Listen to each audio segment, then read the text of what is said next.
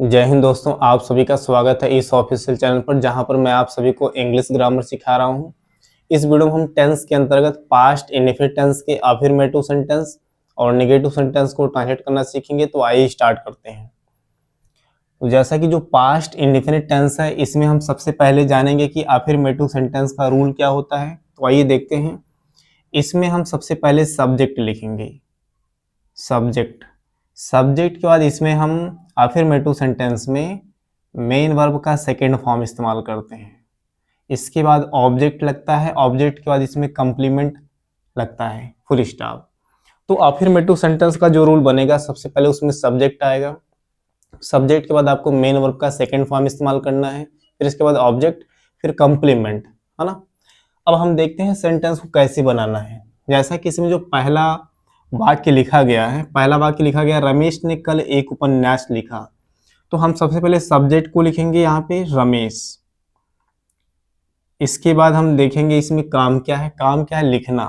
तो आप देखिए, लिखने के लिए क्या होगा, राइट। राइट का आपको सेकेंड फॉर्म बनाना है रूट।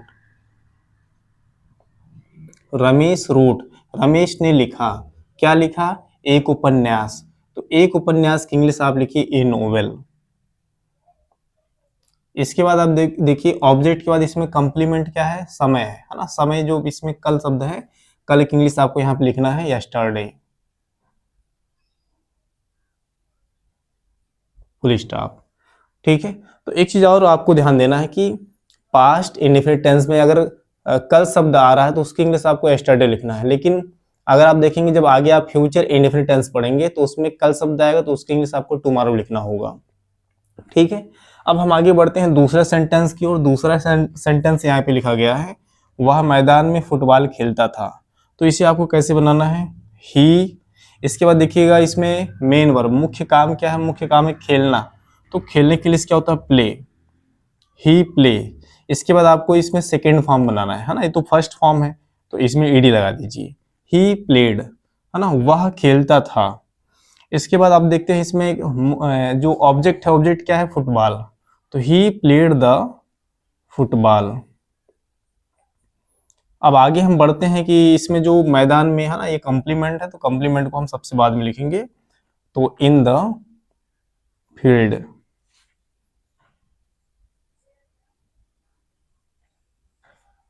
Full stop. तो सेंटेंस कैसे बना, he played the football in the field, यानी कि वह मैदान में फुटबॉल खेलता था। अब हम आगे बढ़ते हैं नेगेटिव सेंटेंस की ओर कि नेगेटिव सेंटेंस को आपको कैसे बनाना है। तो इसमें हम सबसे पहले रूल ही जानेंगे कि कैसे इसका रूल रहता है। तो नेगेटिव सेंटेंस में जो रूल बनता है, इसमें लगता है सब्जेक्ट, सब्जेक्ट के बाद इसमें डिड नॉट। इसके बाद आप ध्यान दीजिएगा कि यहाँ इसके बाद आपको मेन वर्ब फर्स्ट फॉर्म इस्तेमाल करना है, क्योंकि आप ध्यान दीजिए जो डिड है ये हेल्पिंग वर्ब की तरीके से काम कर रहा है। तो ये सेकेंड फॉर्म भी एक तरीके से हेल्पिंग वर्ब भी है और मेन वर्ब भी है। ठीक है। तो सेकेंड फॉर्म एक बार इस्तेमाल हो चुका है, इसलिए आप केवल और केवल क्या करेंगे, यहाँ पे मेन वर्ब का फर्स्ट फॉर्म इस्तेमाल करेंगे। इसके बाद क्या आता है, ऑब्जेक्ट आता है। ऑब्जेक्ट के बाद अगर बचा हुआ शब्द है तो उसको भी आपको लिखना होता है। ठीक है। तो रूल क्या बन रहा है, सब्जेक्ट, इसके बाद डिड नॉट, इसके बाद main verb first form plus object, इसके बाद कंप्लीमेंट। अब हम सेंटेंस को ट्रांसलेट करेंगे कि कैसे बनाना है। जैसे इसमें पहला सेंटेंस लिखा गया है नेगेटिव सेंटेंस में, उन्होंने मुझे नहीं पढ़ाया। तो उन्होंने की इंग्लिश क्या होता है, दे। तो दे की इंग्लिश यहाँ पे दे लिखिएगा। फिर दे के बाद आप देखिएगा कि यहाँ पे डिड नॉट लगाना है, डिड नॉट। इसके बाद देखिएगा कि काम क्या है, काम क्या इसमें है, पढ़ाना। तो पढ़ाने के लिए क्या होता है, टीच। तो दे डिड नॉट टीच, उन्होंने नहीं पढ़ाया। किसे नहीं पढ़ाया, मुझे। तो मुझे क्या है, इसमें ऑब्जेक्ट है, तो मुझे के इंग्लिश क्या होता है, मी, फुल स्टॉप। अब हम आगे बढ़ते हैं, अगला सेंटेंस इसमें है, मेरे बड़े भाई ने कभी झूठ नहीं बोला। तो एक इंपॉर्टेंट बात यह है कि यदि कभी नहीं शब्द आएगा तो आपको ये ध्यान देना है कि यहाँ पे डिड नॉट का प्रयोग नहीं करना है। आप वहां पे जब अनुवाद करेंगे तो नेवर का प्रयोग करना है। ठीक है।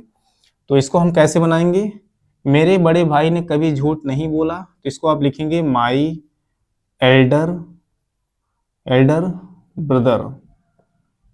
ठीक है। अब देखना है कि इसके बाद काम क्या है, काम क्या इसमें है, झूठ बोलने की, लेकिन निगेटिव सेंटेंस है तो इसमें अभी मैंने आपको बताया कि डिड नॉट नहीं लिखना है, आपको नेवर का प्रयोग करना है, क्योंकि कभी और नहीं शब्द आ रहा है। ठीक है, तो माई एल्डर ब्रदर नेवर। इसके बाद आपको देखना है कि जो है मेन वर्ब आपको लिखना है इसमें सेकेंड फॉर्म में। ठीक है, क्योंकि आप इसमें डिड का प्रयोग नहीं आया, डिड नॉट नहीं लिखा गया, कभी नहीं लिखने के कारण, तो आप क्या करिए, जो मुख्य काम रहेगा उसका सेकेंड फॉर्म बना देना है। तो झूठ बोलने के लिए क्या होता है, टेल ए लाई, लेकिन आप पास्ट इंडेफिनिट टेंस के सेंटेंस को आप अनुवाद कर रहे हैं नेगेटिव में, तो वहां पे आप लिखेंगे टोल्ड ए लाई। ठीक है, तो आप लिखिए टोल्ड ए लाई, इसके बाद फुल स्टॉप। ठीक है, तो इस तरह से पास्ट इंडेफिनिट टेंस के अफर्मेटिव सेंटेंस और नेगेटिव सेंटेंस को आपको ट्रांसलेट करना होता है। अब यहाँ से मैं आपको पास्ट इंडेफिनिट टेंस के अफर्मेटिव सेंटेंस और नेगेटिव सेंटेंस पर आधारित 4 वाक्य होमवर्क में दे रहा हूँ, जिसे आपको ट्रांसलेट करना है। इसके साथ ही साथ दोस्तों, अगर आप चैनल पर नए हैं तो चैनल को सब्सक्राइब करिएगा और साथ ही साथ अपने दोस्तों में जरूर शेयर करिएगा। मिलते हैं नेक्स्ट वीडियो में, जहां पर हम पास्ट इंडेफिनिट टेंस के इंट्रोगेटिव सेंटेंस और WH टाइप इंट्रोगेटिव सेंटेंस को ट्रांसलेट करेंगे। धन्यवाद।